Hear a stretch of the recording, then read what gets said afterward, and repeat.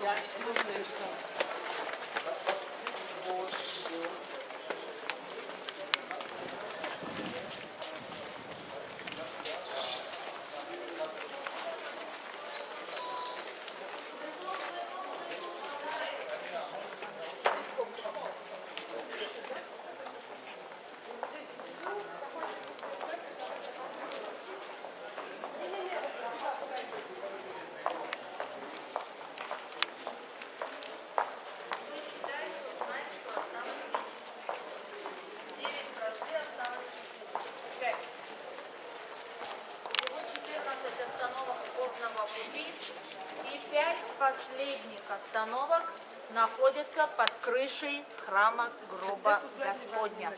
Вот мы видим главный купол храма Гроба Господня. А мы находимся у капеллы, которую видим внизу. Это место обнаружения животворящего креста. Под този купол отдолу под нас се намира една яма, в която е бил намерен останките от животворящия кръв. И отгоре е дигната, ето тази ница на покрива на В храме Гроба Господня 6 конфессий. Божи гроб се държи от 6 направления от християнството.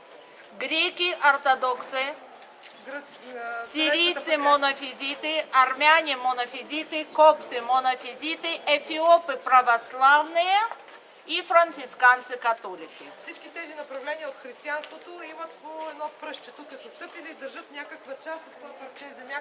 Е тук. Отдолу под този покрив и под този покрив. Когда мы с вами сюда зашли, вы видели, вот тут сидят темненькие монахи. Это эфиопы православные. Мургавки монаси, това са етиопци, православни. Они здесь и живут. Вот это их домики. Вот Те тут, си вот тут. живеят тук, това са им къщичките, стаичките, в които те спят и се молят в църква. А монахи от остальных конфессий находятся прямо внутри храма. Есть жилые помещения. А монасите от другите конфесии, които служат тук на Божи гроб, в своите си раздели отделни, те си живеят вътре в тях. Там има отделени местенца, келийки, в които те спят. Тези имат, там имат църквичка, те тук има като стаечки. Потому что на протяжении веков монахи хотели еще кусок, еще какой-то алтарь, и происходили столкновения, в результате которых есть многие законы. С 12 века закон, что ключи от храма Гроба Господня находятся в мусульманской семье. Винаги различните направления в християнството през вековете са си оспорвали правата върху дадено място.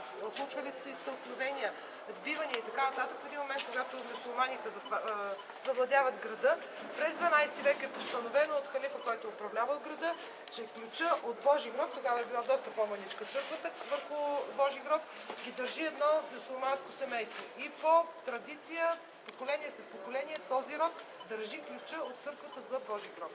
И точно такой же закон, что все монахи от всех конфессий, которые служат здесь, ночуют здесь. Има такъв закон, че всички, които монаси служат тук, трябва да нощуват тук. Нямат право да спят на друго място. Сейчас через предел эфиопов православных мы выйдем к главному входу в храм Гроба Господня, пещера, где он был возложен, и самое главное, воскрес.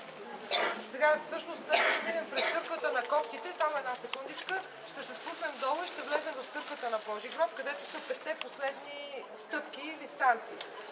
Сега само секунда, защото всички изпадат в недоумение. Тук вече сме извън пределите на Стария град, това е бил гол хълм, камъняр, тук е била каменоломна, нищо не е имало и тук на едно място е бил забит кръста. Имало и много други, защото тук е било място за изпълнение на смъртните наказания. Вече в последствие, когато кралица Елена идва, императрица Елена идва и разкрива всичките отделни места, тя прави първите църкви, след нея идват различните християнски направления, всеки започва да го огражда и се получава този огромен комплекс. Църква в църква, в църква, в църква, до залепени и така нататък. Иначе това си бил най-обикновен голхъм, каменоломна. Каменоломня за пределами города. Сегодня это центр старого города.